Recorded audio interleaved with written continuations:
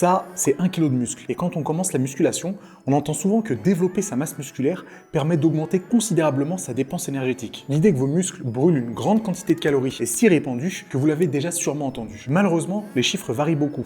Certains parlent de 50 calories par jour et par kilo de muscle en plus, alors que d'autres ne parlent que de 13 calories. Mais quelle est la réalité? Combien de calories supplémentaires brûle-t-on en gagnant 1 kg de muscle? Quand on fait des recherches sur internet, les premières suggestions se situent entre 20 et 100 calories par jour. Malheureusement, on est un peu loin de la réalité. L'un des mythes les plus persistants dans le monde de la musculation est l'idée que plus vous allez développer votre masse musculaire, plus votre métabolisme de base va augmenter de manière significative. C'est une idée reçue qui est ancrée dans le monde de la musculation, à laquelle j'ai cru pendant très longtemps. Ce mythe repose sur l'idée que le muscle est un tissu extrêmement actif d'un point de vue métabolique. Et plus vous allez en développer, plus vous allez vous transformer en machine à brûler les calories, même lorsque vous êtes assis sur votre canapé. Et en y pensant, c'est une idée assez séduisante. Imaginez que chaque kilo de muscle supplémentaire pouvait brûler 50, voire 100 calories de plus par jour. Du coup, il suffirait de développer 5 ou 10 kg de muscles supplémentaires pour voir sa dépense calorique complètement changer et son physique se métamorphoser. Ça m'étonne pas que cette idée reçue soit aussi répandue chez les pratiquants de musculation. Mais quelque chose qui est certain, c'est que le muscle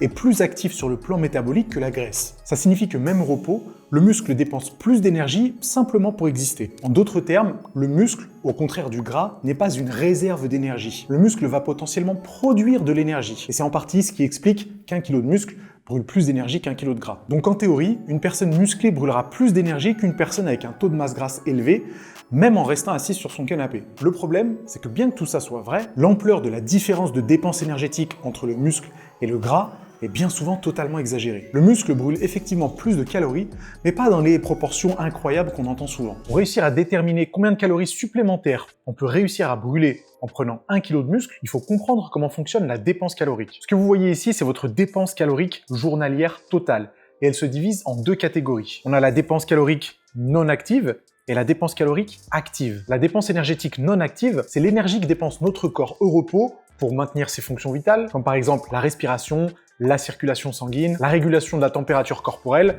En gros, c'est le métabolisme de base, et c'est visualisé en bleu juste ici. Sauf que la dépense calorique non active, elle se limite pas au métabolisme de base. En fait, elle englobe aussi la thermogénèse liée à l'alimentation, liée à ce que vous mangez. Parce que oui, votre corps dépense de l'énergie pour digérer, absorber les aliments que vous allez consommer au cours de la journée. Et comme vous le voyez, la dépense énergétique non active, ça représente quand même une bonne partie de la dépense énergétique totale journalière. Et la dépense énergétique active, du coup, ça englobe le reste. En jaune, par exemple, on a la thermogénèse d'activité qui est provoquée par les exercices qui ne sont pas du sport. C'est par exemple se tenir debout, la marche, faire ses courses, faire le ménage. Et elles sont qualifiées par un acronyme que vous connaissez probablement, le NEAT. Et le NEAT, je vous le rappelle, ça veut dire Non-Exercise Activity Thermogenesis. Donc la thermogénèse des activités qui ne sont pas du sport. Et quand on regarde ce que ça représente sur une journée, c'est pas négligeable. C'est pour ça que vous m'avez déjà entendu dire que le NEAT est extrêmement important et qu'il représente une partie non négligeable de la dépense énergétique totale. Et puis enfin, en vert, on a l'exercice physique, les séances que vous allez faire, la musculation, la course à pied. Donc là, c'est directement l'énergie que vous allez dépenser en faisant une activité sportive. Et cette proportion, forcément, va être plus ou moins importante en fonction de votre volume d'entraînement, votre fréquence d'entraînement et de l'intensité de l'exercice que vous allez faire. Et quand on met tout ça bout à bout, on a la dépense énergétique totale journalière. Lorsqu'on parle de la dépense calorique des muscles, on fait souvent référence au métabolisme du tissu musculaire. En 2010, une étude scientifique rapporte que la dépense énergétique d'1 kg de muscle est de 13 calories par jour. Et ça, c'est juste pour maintenir son existence. Ça veut dire que si on repart sur l'exemple d'un gain musculaire de 5 kg, on se retrouve alors avec 65 calories supplémentaires brûlées par jour. Le truc, c'est que c'est pas aussi simple. En fait, cette valeur, elle n'inclut pas l'énergie dépensée par les activités elles-mêmes, ni l'augmentation du métabolisme suite à un effort physique. En fait, cette valeur, elle inclut juste la prise de muscle dans le métabolisme de base, et pas l'implication que cette prise de muscle aura sur toutes les variables du métabolisme. Parce qu'après un entraînement, par exemple, les muscles continuent à consommer de l'énergie, non seulement pour récupérer, mais aussi réparer les fibres musculaires. Et ça, vous vous en doutez, ça augmente la dépense énergétique totale. Donc oui, 1 kg de muscle va augmenter la dépense énergétique de 13 calories par jour, mais ça, c'est juste pour le métabolisme de base.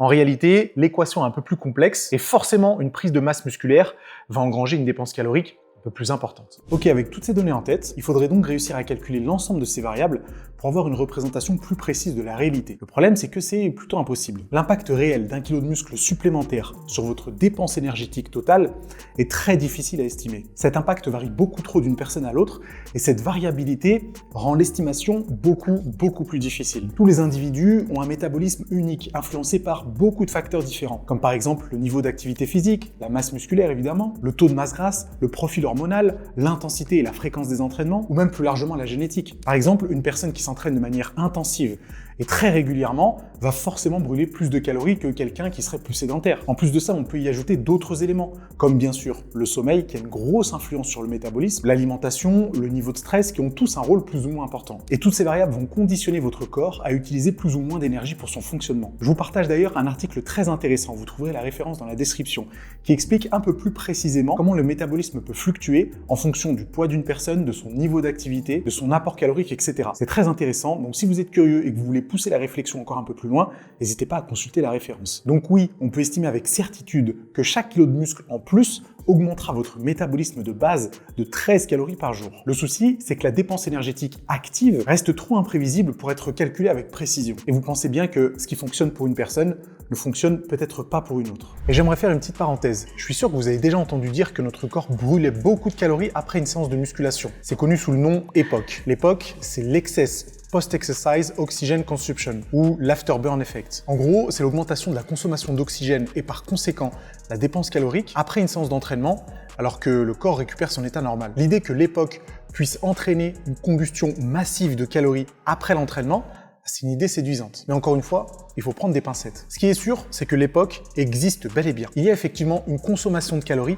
après l'entraînement qui sert à reconstituer les stocks d'énergie, à réparer les muscles entre guillemets, ou encore à éliminer les déchets métaboliques. Le truc, c'est que l'effet de l'EPOC, il est bien souvent surestimé. Contrairement à l'idée reçue et populaire, bien ancrée dans l'imaginaire des pratiquants de musculation, selon laquelle on pourrait brûler des grosses quantités de calories plusieurs heures, voire même plusieurs jours après s'être arrêté de s'entraîner, en fait, on se rend compte que cette dépense énergétique, elle est relativement modeste. En tout cas, si jamais on s'en réfère aux études scientifiques qui ont été faites sur le sujet. Et puis l'EPOC est quand même principalement influencé par l'intensité de l'exercice. Des entraînements de haute intensité, comme du HIIT, génèrent effectivement un EPOC plus important que des séances de musculation plus classiques où la dépense énergétique seule n'est pas énorme et l'EPOC encore moins. Ça s'explique en partie parce que la musculation est principalement une activité anaérobique, donc faite en absence d'oxygène, ce qui fait que l'effort cardiovasculaire, même s'il est présent, n'est pas si important que ça. Ok, on ferme la parenthèse. Quand on parle de prise de muscle, il est vital, il est essentiel de comprendre que le véritable but de la prise de muscle,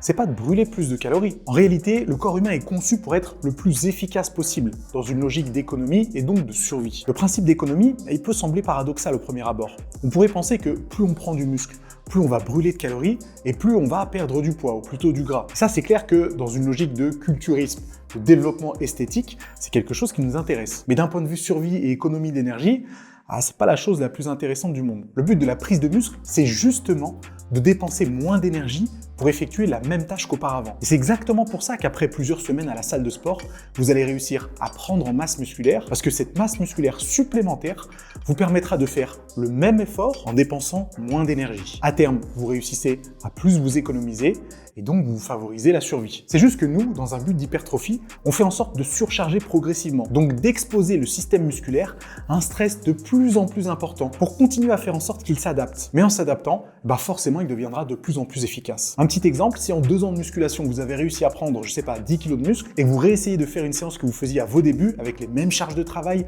le même volume d'entraînement, etc., vous allez voir qu'avec cette masse musculaire supplémentaire, l'effort sera bien moins intense. En retour, vous allez consommer moins d'énergie et donc vous serez économisé. Ce que je trouve un peu dérangeant dans tout ça, et presque vicieux, et je serais très intéressé d'avoir votre avis dans les commentaires, c'est que cette recherche perpétuelle de l'augmentation du métabolisme de base, elle est 100% liée à notre mode de vie moderne, où on va pas manquer de nourriture, où on a le luxe absolu de pouvoir manger 3 fois, 4 fois, 5 fois par jour, on a le luxe absolu de contrôler notre apport énergétique et notre apport en macronutriments, et du coup, comme on en a la possibilité, on estime presque avoir l'obligation de prendre un maximum de muscles pour consommer un maximum d'énergie. On en est arrivé au stade où on se félicite de vouloir augmenter son métabolisme de base uniquement pour avoir le luxe de manger de plus en plus de nourriture. Alors attention, je grossis un peu le trait, et je comprends totalement qu'on veuille prendre de la masse musculaire pour augmenter un peu son métabolisme de base et avoir un meilleur confort de vie. Mais dans le monde de la musculation et dans la quête d'hypertrophie maximale, vous savez très bien qu'on n'est pas trop dans la mesure et qu'on veut avoir le luxe de manger le plus possible en prenant le moins de gras possible. Sauf qu'on sait très bien